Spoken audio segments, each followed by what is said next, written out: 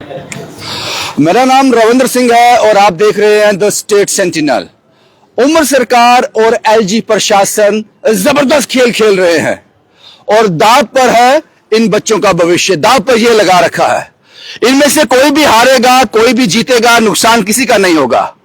नुकसान इन बच्चों का होगा जो इस वक्त इस सर्दी में जम्मू में महाराजा हरि सिंह पार्क में हंगर स्ट्राइक पर बैठे हैं और शायद कुछ देर में ये हंगर स्ट्राइक खत्म कर रहे हैं, क्योंकि जम्मू कश्मीर यूटी का हाल, अब मैं क्या शब्द इस्तेमाल करूं, उस बेटे की तरह है जिसके दो बाप हैं, एक एलजी प्रशासन, दूसरी उमर सरकार। और मैंने पहले बताया आपको, अब मुझे समझ यह नहीं आता कि अरविंद केजरीवाल ने दिल्ली में इतनी तरक्की कैसे कर ली, इतनी डेवलपमेंट कैसे कर ली।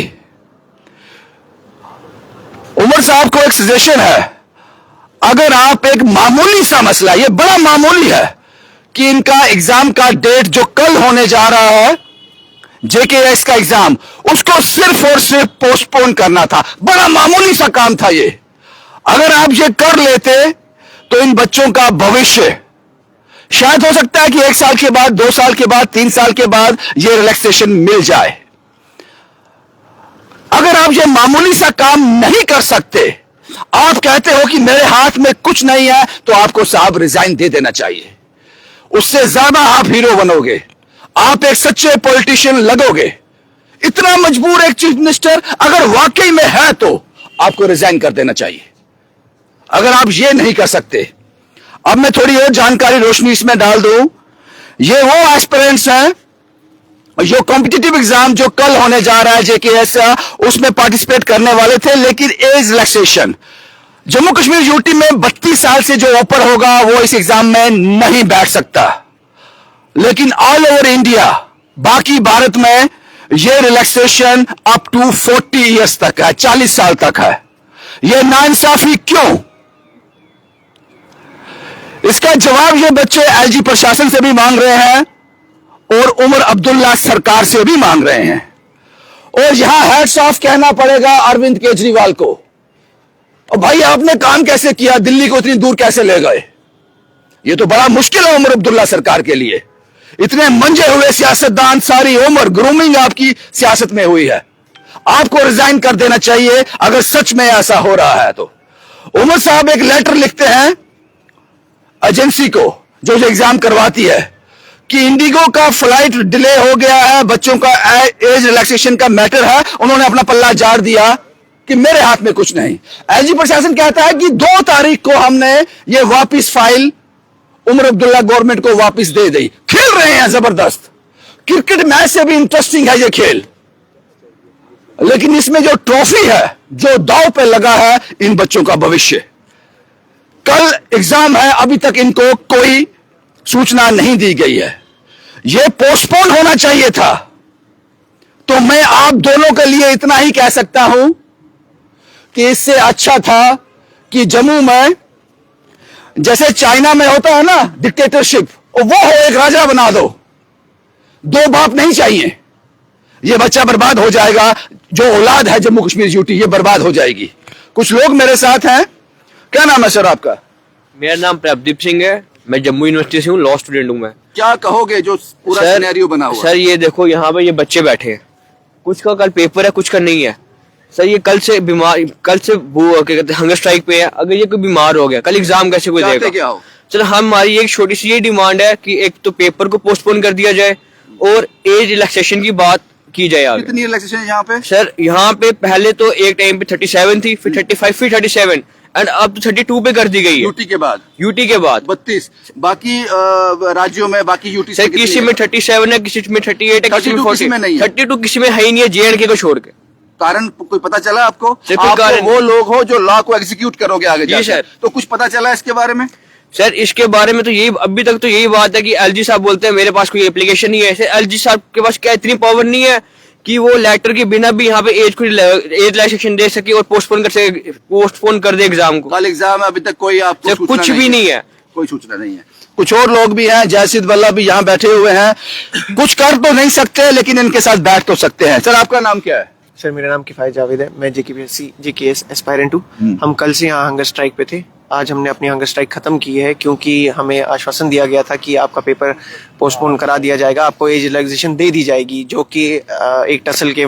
किसने कहा था ये हमें तनवीर सर से भी एनसी गवर्नमेंट से भी आश्वासन मिला था, प्रॉपर ट्वीट भी किया था, वर्बली भी मिला था। ट्वीट इन्होंने 26 तारीख को सीएम सर ने हमें वर्बली बोला कि आपको मिल जाएगी एज रिलैक्सेशन। उसके बाद इनका ट्वीट आता है 29 तारीख को, जब एडमिट कार्ड की डेट निकलती है, 29 तारीख एडमिट कार्ड नहीं आता है तो बच्चों ने सोचा पेपर नहीं होगा, तभी एडमिट कार्ड नहीं आया। 30 तारीख को भी एडमिट कार्ड नहीं आया, बच्चों ने सोचा अब तो कंफर्म हो गया, एडमिट कार्ड नहीं आए तो पेपर नहीं होगा। 1 तारीख को देखते हैं पीएससी एडमिट कार्ड निकाल देते हैं, पीएससी एडमिट कार्ड निकाल देते हैं तो नेक्स्ट डे ट्वीट आता है तनवीर सादिक सर का, जो हमारे ये जैदिबल के ये हैं एनसी के स्पोक्स पर्सन है। उन्होंने ट्वीट किया कि सीएम सर ने फाइल साइन कर दी है, फाइल आगे फर्दर कंसर्न के लिए चली गई है, आपका काम हो गया है। उसके बाद नेक्स्ट डे हम देख रहे हैं, नेक्स्ट डे ये हो रहा है कि बता रहे हैं कि फाइल वहां से वापस आ गई है, फाइल चली गई है, फाइल वापस आ गई, फाइल कहाँ चली गई है, फाइल साइन पे गई है। यही करते करते करते करते इन्हें 2-3 दिन निकाल दिए। 4 तारीख को शाम को हमें पता चल रहा है कि कह रहे हैं फाइल रुकी हुई है, ये रुकी हुई है। उसको आगे बढ़ाने के लिए फिर हमने एलओपी सर से बात की, सबसे बात की, तो फर्दर हमें हाँ सुनील जी से बात की, तो उनसे बात की सभी। जब हमें वो उन्होंने आश्वासन दिया कि उन्होंने एलजी साहब से उस दिन भी बात की, उनसे मेरी फोन पे बात हुई, उन्होंने एलजी साहब से भी बात की, सब कुछ किया कि आपको ये दे देंगे, आश्वासन दे देंगे। उन्होंने कहा सीएम सर ने फाइल भिजवाई नहीं है, सीएम सर कह रहे हैं हमने भिजवा दी है फाइल, 2 घंटे में वापस कर दी है। फिर वो कह रहे हैं कि इसमें एज खेल रहे हैं, अच्छा खेल रहे हैं। हाँ, एलजी साहब को फाइल दी है, एज रिकंसिडर होके वापस आएगी। फिर जब वो एज रिकंसिडर होके जब गवर्नमेंट ने वापस भेजी, कहते हैं अब इसमें लॉजिस्टिक कॉस्ट वाला इशू है। कल पेपर है, आज आपके हाथ में क्या है? आज हमारे हाथ में यही है कि जो हमने डिसीजंस लिए हैं, हाथ में फिलहाल कुछ नहीं है, बस यही रिग्रेट करें जो हमने डिसीजंस लिए थे कुछ टाइम पहले, वो गलत लिए थे। आगे जाके अगर हम उनको सुधारना चाहें वो आगे जाके हो सकता है, बट करंटली जो सिचुएशन ये है कि हमारे सारे efforts they all went in when. हम पूरी कल से हंगर स्ट्राइक पे थे, ये हमारे कुमार भाई बैठे थे, हमारे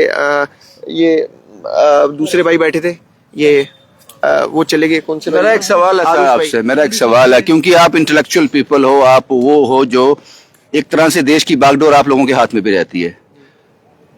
32 साल जम्मू कश्मीर यूटी में एज रखी गई है इस एग्जाम के लिए, बाकी में अप टू 40 तक है, जो लेकर 37, 39, 40 तक है।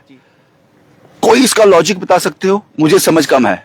सर इन्होंने क्या किया, जैसे ही इन्होंने स्टेट को यूटी में बदल दिया, हाँ। 370 हटा दिया, इन्होंने बोला अब हमारी स्टेट में इंडस्ट्रीज आ रही हैं, अब प्राइवेटाइजेशन हो रही है, बच्चों को नौकरी की जरूरत नहीं है। हाँ, बच्चों अनएम्प्लॉयमेंट रेट कम हो गया है, अनएम्प्लॉयमेंट रेट कम हो गया है, उसकी वजह से जो अब ये एज कम क्यों की जाती है, क्योंकि अब जब एज बार में जब बड़े हो जाते हैं, अनएम्प्लॉयमेंट रेट कम हो जाता है, तो एज बार कम कर दिया जाता है। इनको डेटा देखना चाहिए था कि अगर हमारे पास अभी ये इंडस्ट्रीज इतनी बड़ी नहीं है, प्राइवेटाइजेशन अभी चीजों का इतना तगड़े तरीके से प्राइवेट सेक्टर्स आए नहीं है, तो जॉब करने के लिए बच्चों के पास गवर्नमेंट जॉब्स ही हैं। मतलब उनको अगर कोई सरकार नौकरी करनी है तो उनके पास सरकारी नौकरी करने के अलावा और कोई ऑप्शन नहीं है। बहुत रेयर चांसेस हैं कि इंडस्ट्रीज में काम करें प्राइवेट सेक्टर, जैसे जो बाहर स्टेटों में एक्सपोजर है वो चीजें वो यहाँ पे नहीं है।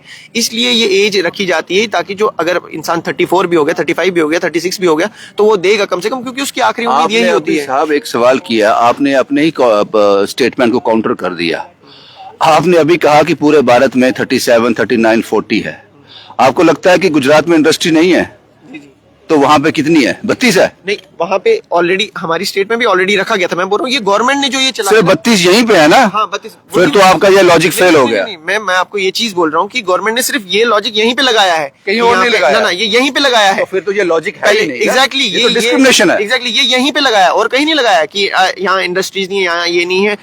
यहाँ पे इन्होंने ये लॉजिक क्या लगाया है कि 2018 के बाद क्या अनएम्प्लॉयमेंट अब बढ़ रहा है, यहाँ पे इंडस्ट्रियलाइजेशन बढ़ रहा है, प्राइवेट सेक्टर बढ़ रहा है, तो बच्चों की एज इन्होंने कम कर दी। पहले हमारी 32 थी, गलत था ये लॉजिक, ये गलत था। पहले हमारी एज जो 37 थी वही रहनी चाहिए थी, इन्होंने उसको लाके 32 कर दिया। अब कम से कम पहले अपनी स्टेट की हालात, आपके हाथ में कुछ है नहीं। नहीं, बिल्कुल स्ट्राइक खत्म कर रहे हो क्योंकि सुबह तो एग्जाम है। हाँ, एग्जाम है। एलओपी सर ने बोला है कि ये जो लास्ट के 1-2 घंटे हैं वो अपनी तरफ से ट्राई करेंगे। क्या एग्जाम दोगे जो 32 के अंडर भी हैं? आप लोग तो प्रोटेस्ट ही कर रहे थे। हाँ एग्जैक्टली, लास्ट के 2 दिन हमने यही किया, पढ़ लिया, पूरे साल पढ़ा। जो बेचारे बच्चे 10 साल से पढ़ रहे हैं, 2018 में स्टेट चेंज होती है, यूटी बनती है, उस वजह से उनका टाइम वेस्ट होता है। उसके बाद कोविड आता है, कोविड की वजह से टाइम वेस्ट होता है। उसके बाद पीएससी जो एग्जाम कंडक्ट करता है। आप कितने बदकिस्मत लोग हो कि आपको पता ही नहीं है कि ब्लेम किसको करना है, एलजी को करें या उमर को करें। ब्लेम वही तो मैं बोल रहा हूँ, यही तो चल रहा है। वो कह रहे हैं उनकी गलती, वो कह रहे हैं उनकी गलती, तो हम किसको बताएं? मतलब आप मुझे बताओ ना, हम किसको बताएं? दोनों कह रहे हैं उनकी गलती, वो कह रहे हैं उनकी गलती, साथ में एश्योरेंस भी दे रहे हैं कि नहीं हम आपके साथ साथ हैं, हम आपके साथ हैं, पता ही नहीं चल रहा ये असल में चल क्या रहा है। ये सियासत है।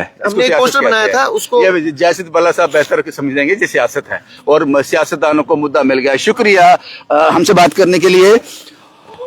अब मैं आपको एक चीज और बता दूं, यहां पर हसी अहमद, जम्मू कश्मीर यूटी का आईजी प्रशासन और उमर सरकार का लोगों को कन्विंस करने का तरीका पता क्या है? अब ट्वीट, उमर साहब ट्वीट करते हैं कि हमारा कसूर नहीं है, ये लेटर हमने लिखी है, वो लेटर डाल देते हैं।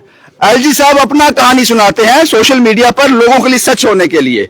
तो इसलिए ये मैच बड़ा जबरदस्त है, क्रिकेट से भी ज्यादा रोमांच आ रहा है इसमें, जो एलजी प्रशासन और उमर अब्दुल्ला सरकार खेल रही है। लेकिन इस सब में जो दांव पे लगा है वो इनका भविष्य है, इन बच्चों का भविष्य है। ये वो लोग हैं जो आप लॉ बनाओगे असेंबली के अंदर, जो इसको एग्जीक्यूट करेंगे, जमीनी रंग देंगे। ये वो लोग हैं जो अपने ही हकों का सोच रहे हैं कि किससे बात करें। इससे दुर्भाग्यपूर्ण जम्मू कश्मीर यूटी की इस दौर से नहीं गुजरा है। मुझे नहीं लगता कि इससे दुर्भाग्यपूर्ण कोई और चीज होगी। बस यही तस्वीरें मुझे आपको दिखानी थी। अब पता नहीं इस पर मैं क्या बात करूं अब, लेकिन मैं इतना जरूर कह सकता हूं कि अरविंद केजरीवाल कमाल का सियासतदान था और कमाल का मुख्यमंत्री था। जो यूटी में भी दिल्ली को इतना दूर ले गया। वहां भी सेंटर में भारतीय जनता पार्टी थी, यहां भी सेंटर में भारतीय जनता पार्टी है। वहां उसकी अपनी सरकार थी, आम आदमी पार्टी, और यहां उमर अब्दुल्ला सरकार है। तो कहा जा सकता है, कुल मिलाकर कहा जा सकता है कि अगर इस चीज से बचना है उमर अब्दुल्ला सरकार को, जो छोटा सा मामूली सा काम आप नहीं करवा सकते, आपके हाथ में नहीं है, तो आपको मुख्यमंत्री की कुर्सी छोड़ देनी चाहिए, ताकि सारी जो रिस्पॉन्सिबिलिटी है वो एलजी प्रशासन पर आ जाए। बाकी फैसला आप कीजिए। शुभम कुमार के साथ Ravindra Singh, the state sentinel के लिए।